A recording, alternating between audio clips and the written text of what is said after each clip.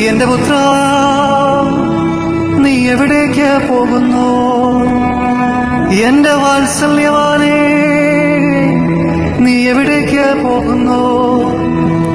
ഇവർ നിന്നെ എവിടേക്ക് കൂട്ടിക്കൊണ്ട് പോകുന്നു?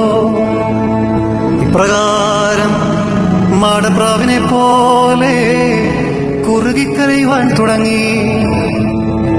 അയ്യോ, നിഷേധികളായ ജനത്തിന്റെ കൈകളിൽ നീ നിന്നെ തന്നെ എന്തിനേൽപ്പിച്ചു കൊടുത്തു?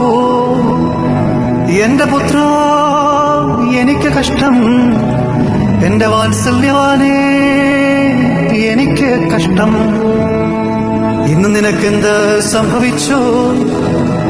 ഞങ്ങൾക്ക് വേണ്ടിയുണ്ടായ നിന്റെ കഷ്ടാനുഭവം ഞങ്ങളെ പ്രതിയുള്ള നിന്റെ താഴ്മയും വാഴ്ത്തപ്പെട്ടതാകുന്നു.